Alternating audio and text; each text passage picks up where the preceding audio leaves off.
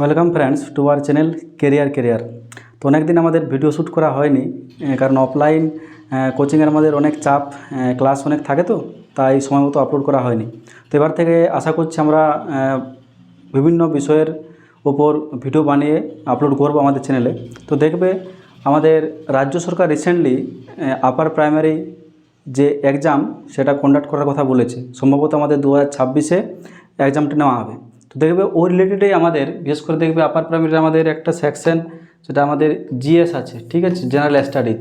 ওই general studies একটা গুরুত্বপূর্ণ সেকশন, যেখানে দেখবে আমাদের সায়েন্স মানে বিজ্ঞান আর আমাদের যে আর্টস আছে, বিশেষ করে আমাদের আর্টস যে গ্রুপটা আছে যেটাকে আমরা সোশ্যাল সায়েন্স বলছি, যেখানে আমাদের রাষ্ট্রবিজ্ঞান, ইতিহাস, ভূগোল এবং অর্থনীতি এই সমস্ত সাবজেক্টগুলো থেকে কোয়েশ্চেন কিন্তু আমাদের আসবে। খুবই একটা ভাইটাল টপিক, ঠিক আছে, এবং অনেক বড় সিলেবাস।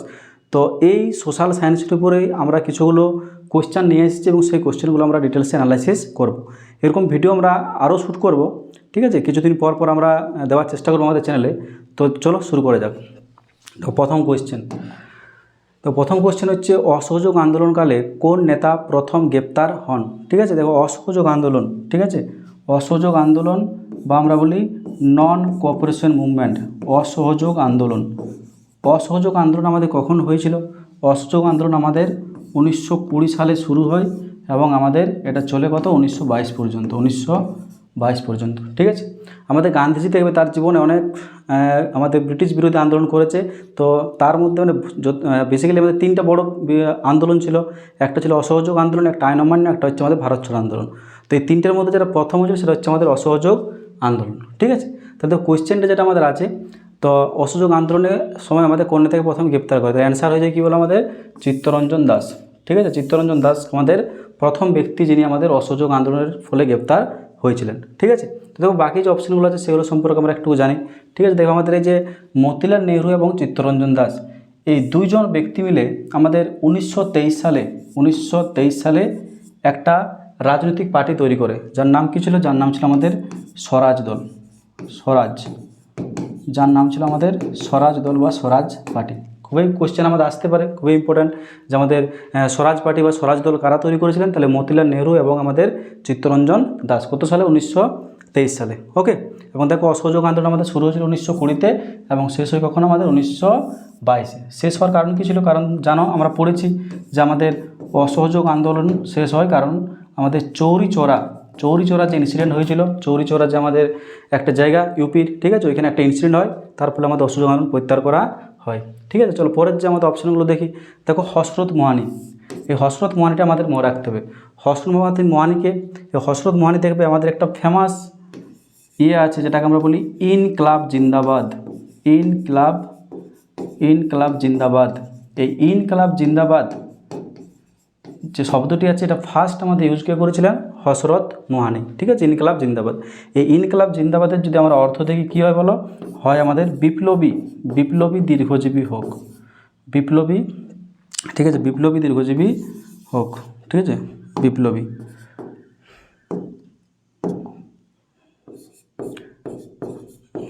বা বিপ্লব দীর্ঘজীবী হোক,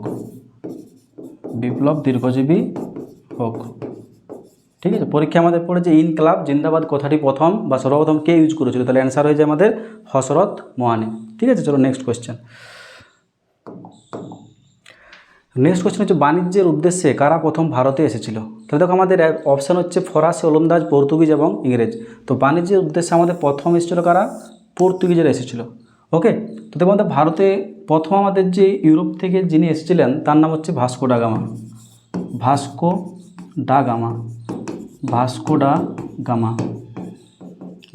কত সালে এসেছিলেন? 1498। এই ভাস্কো ডা গামায় প্রথম ব্যক্তি যিনি আমাদের ইউরোপ থেকে ভারতে আসার জলপথ আবিষ্কার করেছিলেন। তো এখান থেকে আমাদের কোশ্চেন আছে, বহুবার বিভিন্ন পরীক্ষাতে এই কোশ্চেনটা আমাদের এসেছে যে আমাদের ভাস্কো ডা গামা কখন ভারতে এসেছিলেন? তাহলে এসেছেন উনি আমাদের 1498 সালে আসেন। কোথায় আসেন?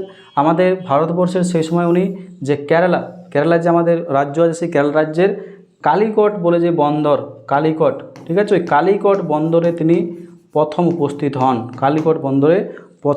হন, এবং সেই সময় এইখানকার যিনি রাজা ছিলেন তার নাম ছিল জামোরিন। এই কোশ্চেনটা আমাদের এসে থাকে, জামোরিন, ঠিক আছে, যে আমাদের ভাস্কো ডা গামা যখন ভারতবর্ষে আসেন তখন আমাদের ওইখানকার রাজা কে ছিল, তাহলে কে ছিল বলো? জামোরিন আমাদের রাজা ছিল, এবং প্রথম যে বন্দর উনি আসেন তো হচ্ছে কালিকট। ওকে, তাহলে আমাদের বাণিজ্যের উদ্দেশ্যে প্রথম যে ইউরোপিয়ান শক্তি ভারতে এসেছিলো সেটা হচ্ছে আমাদের পর্তুগিজ। ঠিক আছে, ভাস্কো ডা গামা। ওকে, নেক্সট কোয়েশ্চেন। ভারতের সর্বপ্রথম খনিজ তেল আবিষ্কৃত যেখানে সেটি হলো, মানে ভারতে প্রথম কোথায় আমাদের খনিজ তেল আবিষ্কার হয়েছিল? তাহলে ভারতবর্ষে প্রথম খনিজ তেলের আবিষ্কার কোথায় বলো? আসামে। আসামের কোথায়? ডিগবই। আসামের ডিগবই। ঠিক আছে, ডিগবই প্রথম আমাদের খনিজ তেল আবিষ্কার হয়। ভারত না, এটা আমাদের এশিয়ারও প্রথম ছিল সম্ভবত। ঠিক আছে, তো দেখো আমাদের খনিজ তেল বেসিক্যালি আমাদের ভারতবর্ষে সেরকমভাবে পাওয়া যায় না। আমাদের বেশিরভাগ খনিজ তেলে আমাদেরকে বিদেশ থেকে আমদানি করে নিতে হয়। তো প্রথম পাওয়া গিয়েছিল আমাদের ডিগবই। এই যে সুরমা উপত্যকা, এটা কোথায় আছে? এটা আমাদের আসামে আছে। সুরমা উপত্যকা এটাও আসামে আছে। আসামে একটা নদী আছে বারাক। বারাক, এই বারাক নদীকে আমরা সুরমা বলতে পারি বা সুরমা উপত্যকা, একই জিনিস। ঠিক আছে, চলো নেক্সট কোয়েশ্চেন। নিম্নলিখিতগুলির মধ্যে কোন বন্দরে স্বাভাবিক পোতাশ্রয় রয়েছে? স্বাভাবিক পোতাশ্রয়, স্বাভাবিক পোতাশ্রয় কি? যেখানে আমাদের জাহাজ এসে থামে, মানে বন্দর যেটা, সেটাকে বলছি। ঠিক আছে, তো পোতাশ্রয় মানে ধরো কোথাও কোনো একটা বন্দর আছে, সেই বন্দরের যে চারপাশে যে এলাকাটা সেটাকে আমরা পোতাশ্রয় বলছি। তো আমাদের স্বাভাবিক পোতাশ্রয় কোনটা? স্বাভাবিক পোতাশ্রয় হচ্ছে আমাদের বিশাখাপত্তনম।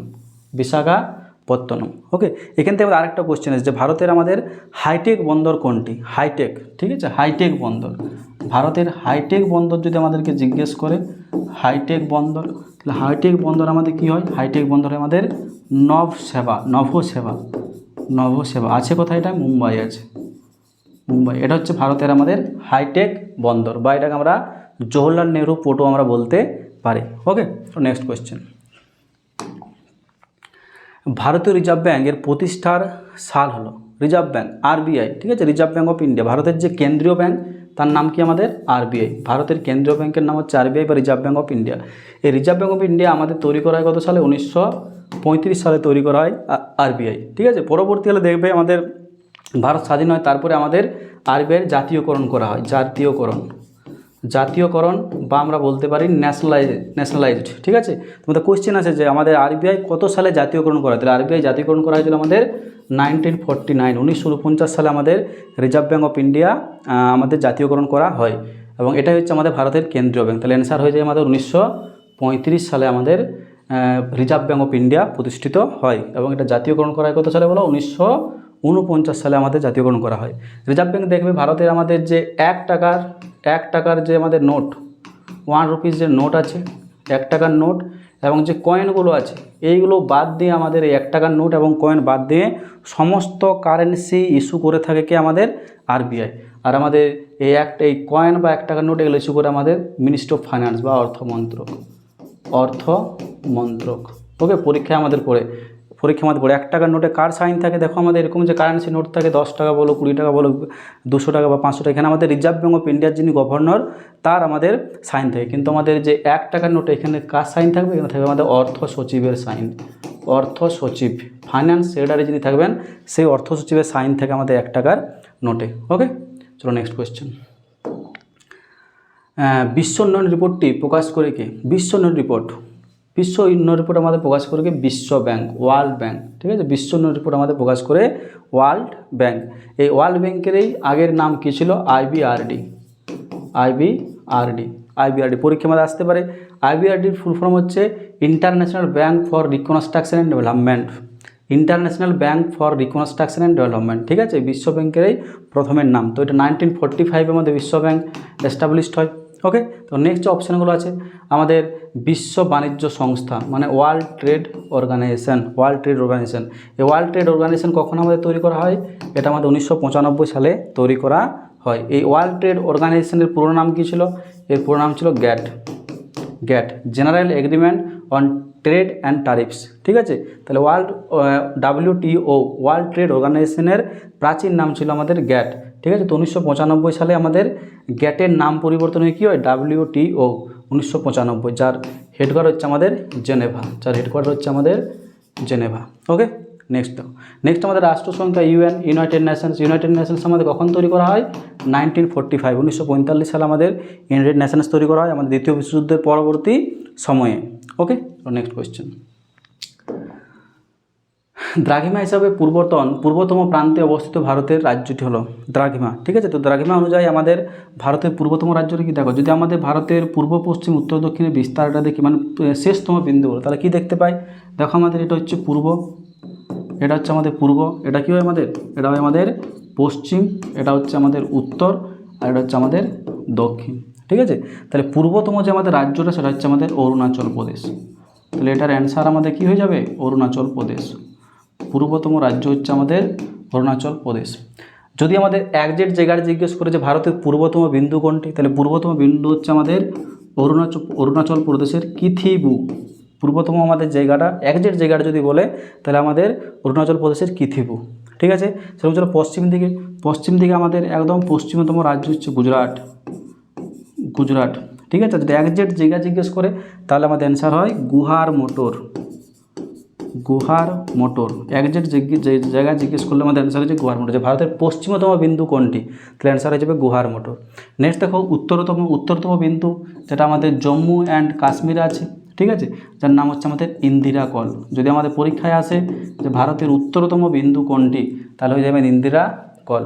এবং যদি দক্ষিণে আসি, দক্ষিণে আমাদের আছে কন্যাকুমারী। ভারতের দক্ষিণতম বিন্দু হচ্ছে কন্যাকুমারী। যদি কোশ্চেনটা আমাদের এভাবে আসে যে আমাদের ভারতের মূল ভূখণ্ডের দক্ষিণতম বিন্দু কোনটি, তাহলে অ্যান্সার হয় কন্যাকুমারী। কিন্তু যদি আমাদের একদম দক্ষিণতম বিন্দুটা দেখি, মানে দেখবে আমাদের ভারতবর্ষে এরকম যে মানে আন্দামান নিকোবর দ্বীপপুঞ্জ আছে, তো আন্দামান নিকোবর দ্বীপপুঞ্জের একদম শেষ প্রান্তে আমাদের একটি জায়গা আছে যার নাম হচ্ছে ইন্দিরা পয়েন্ট। এই ইন্দিরা পয়েন্ট হচ্ছে আমাদের ভারতের দক্ষিণতম বিন্দু। আর যদি মূল ভূখণ্ড শব্দটা যুক্ত থাকে, মানে থাকে, তাহলে আমাদের অ্যান্সার কী দিতে হয়? কন্যাকুমারী দিতে হয়। আর যদি এরকম নর্মাল জিজ্ঞেস করে যে ভারতের দক্ষিণতম বিন্দু কোনটি, তাহলে অ্যান্সার হয়ে যায় আমাদের ইন্দিরা পয়েন্ট। এই ইন্দিরা পয়েন্টকে আবার কেউ পিগম্যালিয়ান বিন্দুও বলে, পিগম্যালিয়ান বিন্দু বা ইন্দিরা পয়েন্ট। ওকে, চলো নেক্সট কোয়েশ্চেন। ঠিক আছে, আরেকটা এখান থেকে আরেকটা জেনে রাখবে যে দ্রাঘিমা যখন বলেছে, দ্রাঘিমা কোনগুলো দেখো, আমাদের এই যে আমাদের পৃথিবীর অবস্থা নির্ণয় করার জন্য আমরা পৃথিবীকে কতগুলো কাল্পনিক রেখা দ্বারা আমরা ভাগ করেছি। ঠিক আছে, কতগুলো কাল্পনিক রেখা দ্বারা ভাগ করেছি। যে রেখাগুলো আমাদের এরকম পূর্ব পশ্চিম বরাবর বিস্তৃত, সেগুলোকে আমরা কী বলি? সেগুলো বলি আমরা অক্ষরেখা। এগুলো হচ্ছে আমাদের অক্ষরেখা। আর যেগুলো আমাদের উত্তর দক্ষিণ বরাবর বিস্তৃত সেই রেখাগুলোকে বলি আমরা দ্রাঘিমা রেখা। এই দ্রাঘিমা রেখার সাহায্যে আমরা কোনো স্থানের সময় আমরা নির্ণয় করে থাকি। ঠিক আছে, তো দেখবে ভারতের যে আমাদের পরীক্ষায় আসে যে ভারতের প্রমাণ সময় বা প্রমাণ দ্রাঘিমা রেখা কোনটি, তো ভারতে আমাদের 82 ডিগ্রি 30 মিনিট পূর্ব, এটা হচ্ছে আমাদের প্রমাণ দ্রাঘিমা রেখা। এই দ্রাঘিমা রেখাটার সাহায্যে আমরা ভারতবর্ষে সময় নির্ণয় বা সময় পরিমাপ করে থাকি। ওকে, তো নেক্সট কোয়েশ্চেন মনে রাখবে, পরীক্ষা আমাদের আসে কিন্তু ভারতের প্রমাণ দ্রাঘিমা রেখা কোনটি? তাহলে প্রমাণ দ্রাঘিমা হচ্ছে 82 ডিগ্রি 30 মিনিট পূর্ব বা ইস্ট বলতে পারি। তো ভারতের কোন রাজ্য বার্ষিক বৃষ্টিপাতের সর্বাধিক তারতম্য পার্থক্য করে? তাহলে দেখো আমাদের অপশান আছে মেঘালয়, কেরালা, রাজস্থান এবং পশ্চিমবঙ্গ। তাহলে আমাদের বার্ষিক বৃষ্টিপাতের সর্বাধিক তারতম্য আমরা দেখতে পাচ্ছি কোথায়? রাজস্থান। ঠিক আছে, রাজস্থানে। কারণ দেখবে রাজস্থানের যদি আমরা জিওগ্রাফিক্যাল লোকেশনটা দেখি, তাহলে রাজস্থানের আমাদের ম্যাক্সিমাম পোর্শনটা আমাদের থর মরুভূমির মধ্যে পড়ে। ঠিক আছে, তো আমাদের রাজস্থানে আমাদের বৃষ্টিপাত সেরকমভাবে হয় না। মানে রাজস্থানের বেসিক্যালি আরাবল্লী পর্বত যেখানে আছে, এই আরাবল্লী পর্বতের এই সাইডটা মানে পশ্চিম সাইডে আমাদের বৃষ্টিপাত সেরকম দেখতে পাই না। এই পূর্ব সাইডে আমাদের বৃষ্টিপাত হয়, বাট পশ্চিম সাইডে বৃষ্টিপাত হয় না। তো আমাদের সর্বাধিক তারতম্য দেখতে পাচ্ছি কোথায়? রাজস্থানে। মেঘালয় দেখবে, মেঘালয়ের আমাদের একটা জায়গায় জানা হচ্ছে মৈসিনরাম। ঠিক আছে, মৈসিনরামের কাছে আমাদের চেরাপুঞ্জি নামক একটা গ্রাম। এখানে আমাদের ভারত তথা আমাদের পৃথিবীর সর্বাধিক বৃষ্টিপাত হয়ে থাকে আমাদের মেঘালয়ের মৈসিনরাম বা চেরাপুঞ্জিতে। কী বৃষ্টিপাত হয়? এখানে যে বৃষ্টিপাত হচ্ছে সেই বৃষ্টিপাত হচ্ছে শৈলক্ষেপ বৃষ্টিপাত আমরা বলছি। এটা হচ্ছে পৃথিবীর সর্বাধিক বৃষ্টিপ্রবণ এলাকা বা সবচেয়ে বেশি পরিমাণ বৃষ্টিপাত হয়ে থাকে আমাদের মৈসিনরাম এই চেরাপুঞ্জি। ঠিক আছে, যেটা আমাদের মেঘালয় রাজ্যে অবস্থিত। দেখো কেরালা থেকে আমরা কী জানবো? কেরালা। ঠিক আছে, কেরালা দেখবে আমাদের ভারতবর্ষের কেরালা দেখবে আমাদের এরকম জায়গায় আছে। ঠিক আছে, এবং আমাদের যে ভারতবর্ষে যে বৃষ্টিপাতটা হচ্ছে কোন বায়ুর ফল হচ্ছে? বৃষ্টিপাত দক্ষিণ পশ্চিম মৌসুমী বায়ু। ঠিক আছে, তো দক্ষিণ পশ্চিম মৌসুমী বায়ু আমাদের আরব সাগর থেকে প্রথম এন্ট্রি কোথায় নেই বলো? কেরালাতে। প্রথম এন্ট্রি নেই কেরালাতে, কেরালাতে প্রবেশ করে তারপর আমাদের পুরো ভারতবর্ষে আস্তে আস্তে অগ্রসর হয়। তো দক্ষিণ পশ্চিম মৌসুমি বায়ুর ফলে আমাদের প্রথম যে বৃষ্টিপাতটা হচ্ছে সেটা কোথায় হচ্ছে? আমাদের কেরালাতে হচ্ছে। তো বর্ষা প্রথম প্রবেশ করে, যে বর্ষা এখন চলছে আমাদের, তো বর্ষা আমাদের প্রথম প্রবেশ করে কোথায়? কেরালাতে। কখন প্রবেশ করে? জুন মাসে। জুন মাসের যে প্রথম সপ্তাহে সেই সময় আমাদের কেরালাতে বর্ষা প্রবেশ করে, এবং বর্ষা প্রবেশ করেই মানে দক্ষিণ পশ্চিম মৌসুমে প্রবেশ করেই এই কেরালাতে আমাদের কী আছে? পশ্চিমঘাট পর্বত আছে। এই পশ্চিমঘাট পর্বতে ধাক্কা খেয়ে প্রচুর পরিমাণে বৃষ্টিপাত ঘটায়। এই এই জিনিসটাকে আমরা কী বলছি? এটা বলছি আমরা মৌসুমি বিস্ফোরণ। ঠিক আছে, মৌসুমি বিস্ফোরণ। মৌসুমি বিস্ফোরণ পরীক্ষায় পড়ে যে মৌসুমি বিস্ফোরণ আমাদের কাকে বলা হয়, তো মৌসুমি বিস্ফোরণ কাকে বলা হয়? তাহলে আমাদের এই জিনিসটাকে আমরা কী বলছি? মৌসুমি বিস্ফোরণ। যে আমাদের দক্ষিণ পশ্চিম মৌসুমি বায়ু কেরালার যে পশ্চিমঘাট পর্বতমালা ওখানে ধাক্কা খেয়ে প্রচুর পরিমাণে বৃষ্টিপাত ঘটাচ্ছে, সেটাকে আমরা বলছি মৌসুমি বিস্ফোরণ। ওকে, চলো নেক্সট কোয়েশ্চেন। শিল্পের জন্য ঋণ দান করে থাকে শিল্প। ঠিক আছে, দেখো শিল্পের জন্য ঋণ দান করে থাকে আমাদের আইডিবিআই ব্যাংক। আইডিবিআই ব্যাংক আমাদের কখন তৈরি করা হয়েছিল? 1964। ঠিক আছে, ব্যাংকটার ফুল ফর্ম কী বলে? ইন্ডাস্ট্রিয়াল, আই ফর হয় ইন্ডাস্ট্রিয়াল ডেভেলপমেন্ট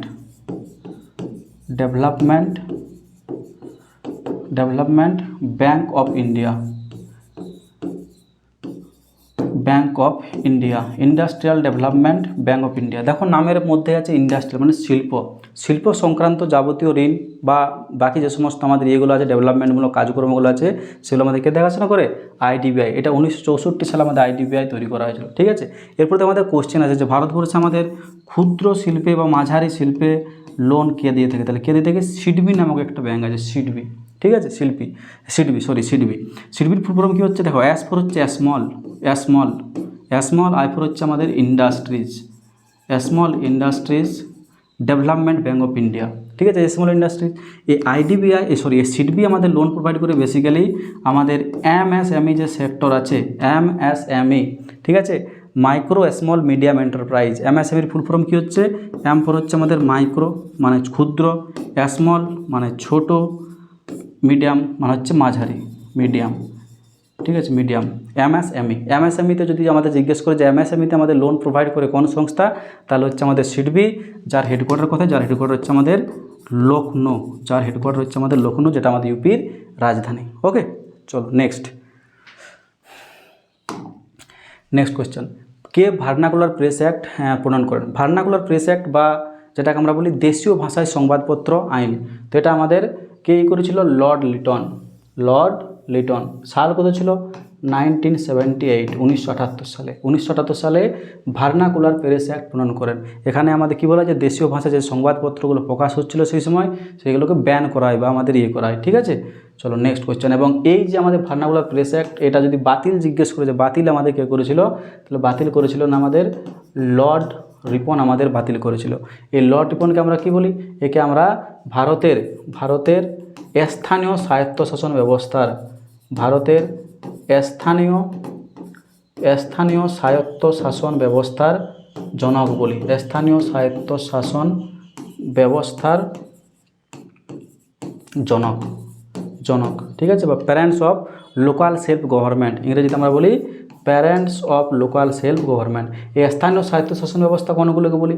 এই যে আমাদের পঞ্চায়েত, ঠিক আছে, পঞ্চায়েত আমাদের, এছাড়া আমাদের মিউনিসিপ্যালিটি বা পৌরসভা আছে, ঠিক আছে, আমাদের নগরপালিকা আছে, এগুলোকে আমরা স্থানীয় স্বায়ত্তশাসন ব্যবস্থা বলি। তো এইটার আমাদের শুরু কে করেছিলেন? লর্ড রিপন। ওকে, তো নেক্সট কোয়েশ্চেন কিন্তু আমাদের এই স্থানীয় স্বায়ত্তশাসন ব্যবস্থার জনক, এই কোয়েশ্চেনটা আমাদের বিভিন্ন কম্পিটিটিভ এক্সামে অনেকবার এসেছে। ওকে, চলো নেক্সট কোয়েশ্চেন। নাবার্ড প্রতিষ্ঠানটির সাথে জড়িত শিল্পের উন্নয়ন, শহরের উন্নয়ন, গ্রামের উন্নয়ন, রেলের উন্নয়ন। যদি তোমরা এই কোয়েশ্চেনগুলো পেরে থাকো তাহলে অবশ্যই কমেন্টে লিখবে। ঠিক আছে, আর পজ করে দেখবে যে কোনগুলো হচ্ছে, আর কমেন্টে অ্যান্সার করার চেষ্টা করবে। ওকে, তো দেখো অ্যান্সার কী হয়ে যাবে? নাবার্ড। ঠিক আছে, তো নাবার্ডের দেখো যদি আমরা ফুল ফর্মটা দেখি তাহলেই আমরা অ্যান্সারটা সলভ করতে পারবো। দেখো নাবার্ডের ফুল ফর্ম কী হয়? National agriculture bank, national bank for agriculture and rural development. ঠিক আছে, national bank for agriculture and rural development. ঠিক আছে, তো দেখো আমাদের এখানে কি আছে? রুরাল কথাটা আছে, রুরাল মানে কী হয় বলো?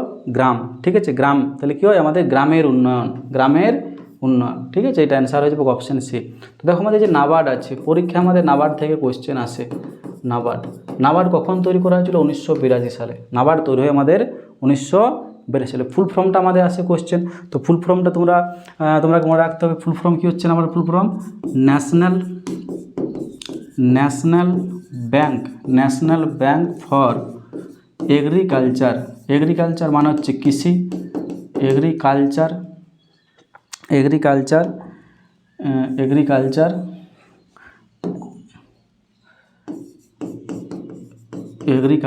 অ্যান্ড রুরাল ডেভেলপমেন্ট হচ্ছে গ্রামীণ উন্নয়ন, মানে গ্রামীণ অর্থনীতির উন্নয়নের জন্যই বেসিক্যালি আমাদের নাবার্ড তৈরি করা হয়। কত সালে? 1982 সালে। আমাদের এখান থেকে আরেকটা কোয়েশ্চেন আছে যে কোন কমিটি বা কোন কমিশনের সুপারিশে আমাদের নাবার্ড তৈরি হয়েছিল? তাহলে আমাদের অ্যান্সার হয় শিবরামন। এই শিবরামন যে কমিটি, সেই শিবরামন কমিটির সুপারিশে আমাদের নাবার্ড তৈরি হয়। যার হেডকোয়ার্টার কোথায়? যার হেডকোয়ার্টার হচ্ছে আমাদের মুম্বাই।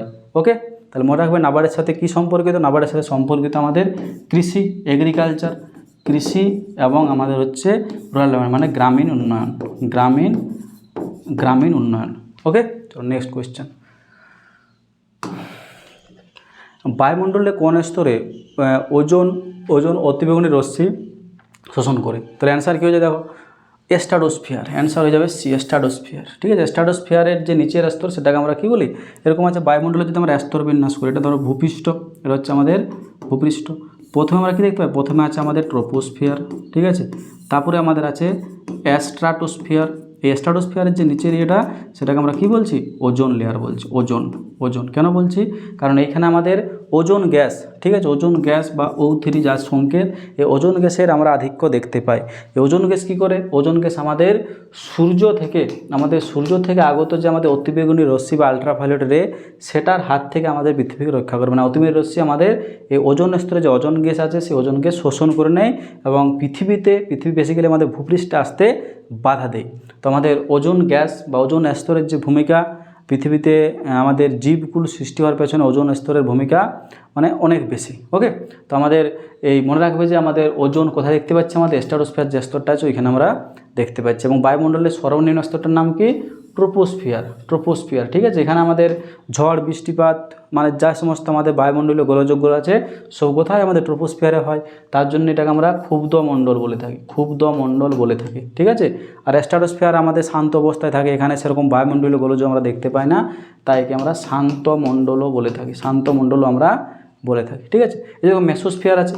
এই মেসোস্ফিয়ার দেখবে আমাদের মহাজগৎ থেকে বা যে মহাকাশ আছে সেখান থেকে আমাদের প্রচুর পরিমাণ উল্কাপিণ্ড কিন্তু আমাদের পৃথিবীর দিকে ছুটে আসে। ঠিক আছে, তো যখনই আমাদের কোনো উল্কাপিণ্ড বা আমাদের এক্সট্রা টেরেস্ট্রিয়াল যে আমাদের ইয়েগুলো আছে, ঠিক আছে, বস্তুগুলো আছে, সেগুলো যখন আমাদের পৃথিবীর দিকে আসে তখন মেসোস্ফিয়ারে স্তরে প্রবেশ করা মাত্রই এগুলো আমাদের পুড়ে ছাই হয়ে যায়। তাহলে আমাদের কোশ্চেন আছে যে আমাদের বায়ুমণ্ডলের কোন স্তরে উল্কাপিণ্ড পুড়ে ছাই হয়ে যায়? তাহলে কোন স্তরে? মেসোস্ফিয়ারে আমাদের উল্কাপিণ্ড যেগুলো থাকে সেগুলো আমাদের পুড়ে ছাই হয়ে যায়। ওকে, চলো নেক্সট কোশ্চেন। ভারতের প্রথম পঞ্চবার্ষিকী পরিকল্পনা শুরু হয়। দেখো ভারতের প্রথম পঞ্চবার্ষিকী পরিকল্পনা বা যেটাকে আমরা 5 ইয়ার্স প্ল্যান বলি, তো 5 ইয়ার্স প্ল্যান আমাদের শুরু কখন হয়েছিল? 1951 সালে। দেখো অপশান আমাদের 1947, 50, 51 মানে অপশান সি আমাদের কারেক্ট হবে। 1951 সালে আমাদের প্রথম পঞ্চবার্ষিকী পরিকল্পনা শুরু হয়।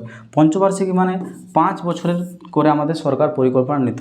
আমাদের মোট পঞ্চবার্ষিকী পরিকল্পনা পরীক্ষা যদি আসে, মোট পঞ্চবার্ষিকী পরিকল্পনা ভারতবর্ষে কতগুলো হয়েছিল? মোট পঞ্চবার্ষিকী পরিকল্পনা মোট আমাদের 12টি হয়, মোট 12টি। ঠিক আছে, প্রথম হয়েছিল 1951 সালে। 1951 থেকে আমাদের শুরু হয় এবং এটা শেষ হয়েছিল আমাদের 2017। ঠিক আছে, তো দেখবে এই 2017 মানে শেষ হওয়ার আগে আমাদের বর্তমান যিনি প্রাইম মিনিস্টার আছেন নরেন্দ্র মোদী 2015 সালে ইনি কী ঘোষণা করেন যে আমাদের এই যে পঞ্চবার্ষিকী পরিকল্পনা, এই পঞ্চবার্ষিকী পরিকল্পনাটা তৈরি করত পরিকল্পনা কমিশন নামে একটা সংস্থা বা একটা বডি ছিল, পরিকল্পনা কমিশন। ওকে, বা আমরা ইংরেজিতে কী বলতাম? প্ল্যানিং কমিশন, পরিকল্পনা কমিশন। এই পরিকল্পনা কমিশন তৈরি হয়েছিল 1950 সালে, কিন্তু আমাদের 2015 সালে আমাদের মোদিজি এই পরিকল্পনা কমিশনের নাম পরিবর্তন করে কী দেয়? নীতি আয়োগ। পরীক্ষা আমাদের আসে যে আমাদের নীতি আয়োগ কত সালে আমাদের তৈরি করা যায়? কত সালে? 2015 সালে আমাদের নীতি আয়োগ তৈরি হয় 2015 সালে আমাদের নীতি আয়োগ তৈরি হয় এবং নীতি আয়োগের যিনি আমাদের চেয়ারম্যান, পরিকল্পনা কমিশনের যিনি চেয়ারম্যান ছিলেন মানে প্রধানমন্ত্রী, নীতি আয়োগেরও চেয়ারম্যান হচ্ছেন উনি। ওকে, চলো তো বর্তমান দেখবে, বর্তমানে আমাদের নীতি আয়োগের যদি আমরা সিইও দেখি, ঠিক আছে, সিইও কী আছে আমাদের, সিইও আছে আমাদের BVR সুব্রমণিয়াম। এগুলো পরীক্ষাতে কিন্তু আমাদের আসে, পরীক্ষাতে আমাদের আসতে পারে, এগুলো বিভিন্ন পরীক্ষাতে আসে। BVR সুব্রমণিয়াম এবং একজন আমাদের ভাইস প্রেসিডেন্ট থাকে, ভাইস প্রেসিডেন্ট হচ্ছে আমাদের সুমন বেরি, সুমন বেরি, ভাইস প্রেসিডেন্ট হচ্ছে আমাদের সুমন বেরি। ওকে, তাহলে মনে রাখবে নীতি আয়োগ বর্তমানে আমাদের ভারতবর্ষের জন্য যে পরিকল্পনা প্ল্যানিং কারা করে থাকে, আমাদের নীতি আয়োগ করে থাকে। বর্তমানে হচ্ছে আমাদের নীতি আয়োগ। নীতির আবার একটা ফুল ফর্ম আছে, নীতির ফুল ফর্ম কি, national institution for transforming India. Okay, তো নেক্সট কোয়েশ্চেন, ভারতের অভ্র উৎপাদনের প্রধান খনিগুলি কোথায় অবস্থিত? অভ্র, মাইকা, ঠিক আছে। অভ্র আমাদের সবচেয়ে বেশি উৎপাদন হয় দেখো ঝাড়খণ্ড, ঠিক আছে। তো বর্তমান যদি দেখো এই কোয়েশ্চেনটা আমাদের আগে কোনো একটা পরীক্ষায় পড়েছিল সেভাবে দেওয়া আছে। বর্তমানে কিন্তু আমাদের অভ্র উৎপাদনে প্রথম যে রাজ্যের অধিকার হচ্ছে তার নাম হচ্ছে অন্ধ্রপ্রদেশ, অন্ধ্রপ্রদেশ। এই অপশান অনুযায়ী এখানে আমাদের হয়ে যাবে ঝাড়খণ্ড, ঠিক আছে।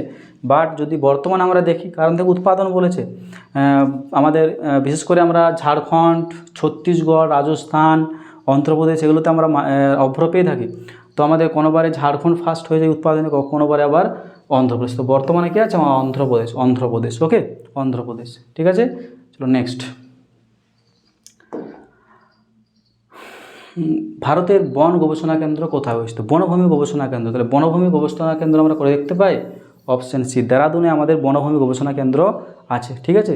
দেরাদুনে বনভূমি গবেষণা কেন্দ্র বাদ দিয়েও আমরা আর কি দেখতে পাই বলো, আর দেখতে পাই আমরা মৃত্তিকা গবেষণা কেন্দ্র, মৃত্তিকা সোয়েল রিসার্চ সেন্টার, মৃত্তিকা গবেষণা কেন্দ্র আছে, মৃত্তিকা গবেষণা কেন্দ্র আছে, ঠিক আছে। সেরকম থেকে আমাদের মরু মৃত্তিকা যে গবেষণা কেন্দ্র, ঠিক আছে, মরু মৃত্তিকা গবেষণা কেন্দ্র বা মরুভূমি গবেষণা কেন্দ্র যেখানে আছে সেটার নাম হচ্ছে Kajari central arid zone research ইনস্টিটিউটের ফুল ফর্ম। এটা কোথায় আছে? এটা হচ্ছে আমাদের যোধপুর। পরীক্ষা আমাদের আসে যে কাজরি আমাদের কোথায় অবস্থিত, CAZRI, বা আমরা বলতে পারি যে মরু মৃত্তিকা গবেষণা কেন্দ্র হচ্ছে আমাদের যোধপুর।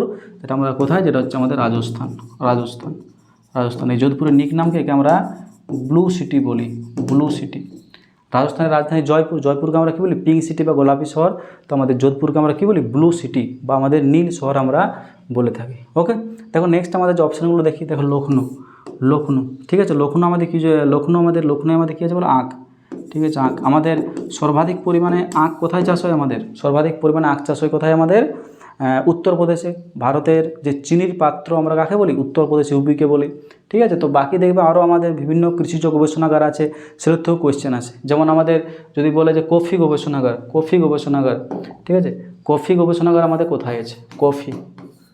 কফি গবেষণাগার কোথায় আছে? আমাদের চিকমাগালুরুতে আমরা কি দেখতে পাই?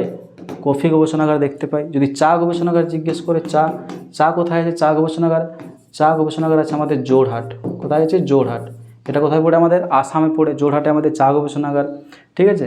নেক্সট দেখবে আমাদের কী আছে? দেখবে গম গবেষণাগার, গম গবেষণাগার কোথায় আছে? আমাদের পুসাতে আছে। গম গবেষণাগার আমাদের পুসাতে আছে। সেরকম যদি ধান গবেষণাগার জিজ্ঞেস করে, সব কিন্তু ভারতের। ধান গবেষণাগার বললে আমাদের কটক হয়ে যায়, ঠিক আছে। তো আমাদের বিভিন্ন যে কৃষি সম্পদ আছে, সেই কৃষি সম্পদগুলোর গবেষণাগার কোনটা কোথায় অবস্থিত সেগুলো আমাদেরকে জানতে হবে। ওকে, তো নেক্সট কোয়েশ্চেন, পশ্চিমবঙ্গের সুন্দরবনের মৃত্তিকা কোনটি? সুন্দরবন হচ্ছে আমাদের পৃথিবীর কী বলে বলো? সুন্দরবন হচ্ছে আমাদের পৃথিবীর বৃহত্তম ম্যানগ্রোভ অরণ্য, তো ম্যানগ্রোভ অরণ্য আমাদের জন্মাবে কোথায়? ম্যানগ্রোভ অরণ্য আমাদের জন্মায় সাধারণত লবণাক্ত মৃত্তিকায়। তাহলে অ্যান্সার আমাদের কী হয়ে যায়? লাল মাটি, লবণাক্ত কাদামাটি, পলিমাটি, কালো মাটি। তাহলে অ্যান্সার হয়ে যায় অপশান বি, আমাদের লবণাক্ত কাদামাটি। আমাদের ম্যানগ্রোভ উদ্ভিদের বৈশিষ্ট্যই বটে যারা লবণাক্ত মৃত্তিকাতে জন্মায়। তো আমাদের সুন্দরবন হচ্ছে আমাদের ভারতের বা বিশ্বের বৃহত্তম ম্যানগ্রোভ অরণ্য।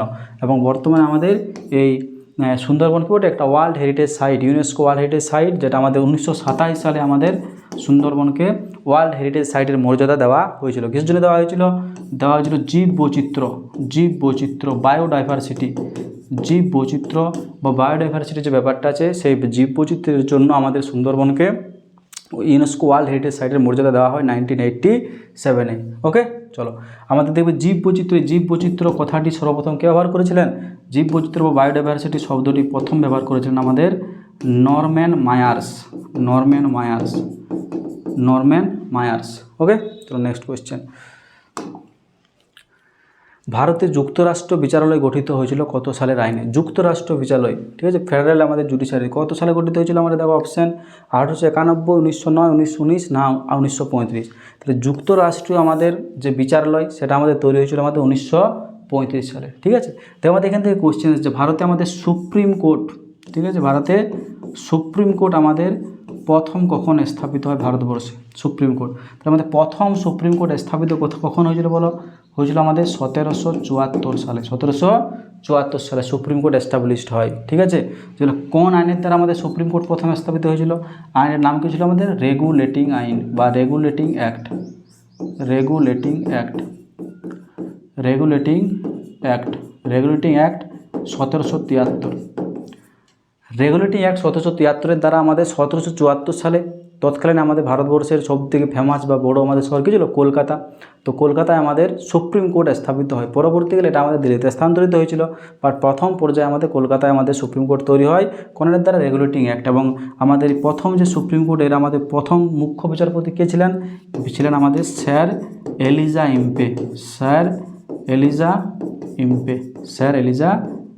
ইম্পে। প্রথম আমাদের সুপ্রিম কোর্টের মুখ্য বিচারপতি কে থাকেন? Eliza Impey. বর্তমান যে আমাদের সুপ্রিম কোর্ট আছে, সেই সুপ্রিম কোর্টে টোটাল বিচারপতি আমাদের থাকে কতজন? 1+33, মানে টোটাল বিচারপতি থাকে আমাদের 34 জন। একজন থাকে আমাদের মুখ্য বিচারপতি এবং বাকি জন 33 জন আমরা অন্যান্য বিচারপতি আমরা বলতে পারি। ওকে, এবং এই সুপ্রিম কোর্টকে আমরা কি বলি? এই সুপ্রিম কোর্টকে আমরা ভারতের যে সংবিধান আছে সেই সংবিধানের অভিভাবক বলে থাকি। অভিভাবক, গার্ডিয়ান বা অভিভাবক আমরা বলতে পারি। আমাদের সংবিধানের চূড়ান্ত ব্যাখ্যাকর্তাও, ঠিক আছে, চূড়ান্ত ব্যাখ্যাকর্তা আমাদের বলে থেকে আগে সুপ্রিম কোর্টকে আমরা বলতে পারি। ওকে, চলো নেক্সট কোয়েশ্চেন। সুপ্রিম কোর্টের বিচারকদের অবসরের বয়স কত বছর? তাহলে তো সুপ্রিম কোর্টের যারা বিচারক থাকেন তাদের অবসরের বয়স হচ্ছে আমাদের 70, 65, 62 না 60। তাহলে অবসরের বয়স হচ্ছে আমাদের 65 বছর, অপশন বি, ঠিক আছে। 65 বছর বয়সে আমাদের সুপ্রিম কোর্টের বিচারকরা অবসর গ্রহণ করেন, ঠিক আছে। এবং যদি আমাদের হাইকোর্টের বিচারকদের অবসর গ্রহণের কথা বলা হয়, তাহলে হাইকোর্টের বিচারকদের অবসর গ্রহণ করেন 62 বছর বয়সে, ঠিক আছে। যারা হাইকোর্টের বিচারক তারা 62 বছর বয়সে অবসর গ্রহণ করে থাকেন এবং সুপ্রিম কোর্ট বললে হয় 65 বছর, ঠিক আছে। চলো আমাদের দেখো আরও দু একটি ইনফরমেশান এখান থেকে মনে রাখবে। যদি আমাদের পরীক্ষায় পড়ে যে স্বাধীন ভারতে আমাদের সুপ্রিম কোর্টের প্রথম আমাদের মুখ্য বিচারপতি কে ছিলেন, তাহলে আমাদের অ্যান্সার হয়ে যায় কী বলো? হীরালাল জে কানিয়া। আমাদের সুপ্রিম কোর্টের প্রথম মুখ্য বিচারপতি ছিলেন হীরালাল জে কানিয়া, ঠিক আছে। এবং যদি বলে প্রথম আমাদের মহিলা মুখ্য বিচারপতি বলে, তাহলে হয় আমাদের ফতিমা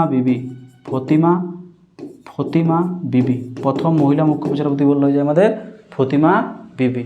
ওকে, এবং যদি আমাদের বলে যে হাইকোর্ট, পরীক্ষাগুলো খুব আসে, মানে যে হাইকোর্ট থেকে রাজ্যের যে সর্বোচ্চ বিচারালয় সেটাকে আমরা কী বলছি? হাইকোর্ট বলছি।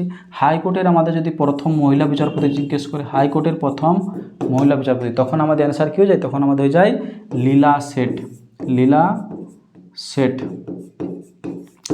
ঠিক আছে, যিনি হিমাচল প্রদেশ হাইকোর্টের মুখ্য বিচারপতি ছিলেন। তো ভারতের যদি বলে আমাদের হাইকোর্টের প্রথম মহিলা মুখ্য বিচারপতি, তাহলে যে লীলা সেঠ। যদি সুপ্রিম কোর্টের বলে তাহলে আমাদের অ্যান্সার হয় ফতিমা বিবি। ওকে, এবং আচ্ছা এগুলোই মনে রাখবে। তো দেখো আমাদের এখানে শেষ করছি। আরও আমাদের আরও অনেক কোশ্চেন আছে যেগুলো আমাদের বিভিন্ন পরীক্ষাতে পড়ে, ঠিক আছে। তো এই কোশ্চেনগুলো আমরা আস্তে আস্তে নিয়ে আসবো। তোমরা দেখবে ভিডিওটা, যদি ভালো লাগে অবশ্যই লাইক করবে। এবং যে কোশ্চেনগুলো এখানে আমরা আলোচনা করলাম প্রথমে তোমরা নিজেরা করার চেষ্টা করবে এবং যদি করতে পারো অবশ্যই কমেন্ট করে জানাবে। ওকে।